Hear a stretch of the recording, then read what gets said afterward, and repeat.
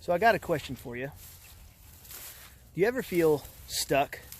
Like maybe life's not going like you think it should. You kind of look around trying to figure out, what am I doing? What's going on in my world? You know, you have this idea of what you think life ought to look like, and you're just not there. And you just wonder, how long do you have to wait before what you want actually comes to pass? I heard a story a while back. It's not a story from the Bible, but still a good story about a guy who the Lord goes to, and God tells him to push against this boulder, this giant rock. And so the guy thinks to himself, okay, I can do that. I'll push with all my effort and all my might because I want to be obedient to the Lord. And so he starts pushing against this rock. And all day long he's pushing and pushing and doing the best he can to move this boulder. And at the end of the day, nothing happens. The boulder doesn't move. And so he thinks, tomorrow I'm going to try harder. And so the next day he does the same thing. He gets up and he just pushes against this rock, and he pushes and pushes, and man, again, nothing happens. He doesn't go anywhere. And so the next day he says, all right, I'm going to keep at it. And so he keeps pushing, and day after day he continues to do this, and before long his days turn into weeks, his weeks turn into months, his month turns into a year. And at the end of the year, he says, I'm done. I'm not doing this anymore. You know, I really thought I would be further along. And so he goes to God and he says, I've had enough, no more. And God says to him, look at your hands. They're strong. They're durable.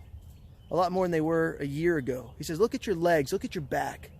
You have strength and muscles that you didn't have before. And the guy says, yeah, but I never moved the rock. The boulder never budged. God says, I never asked you to move it.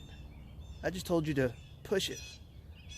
For a year, he had worked hard trying to push against this rock. And though it seemed like nothing was happening, nothing was moving forward, there was no progress, a year later, he was finally ready to do what the Lord truly had for him to do. But he had to go through a year of what seemed like sitting still to be prepared for what God had for him next. Right now, I know it seems like life's not really moving, like we're all sitting still, and we're tired of it. And life's not going like we want. I know what I want life to look like right now, and this isn't it. And so God, I'm getting tired, I'm getting fed up. And all the while, God's saying, I've got something ready for you ahead. Right now, prepare.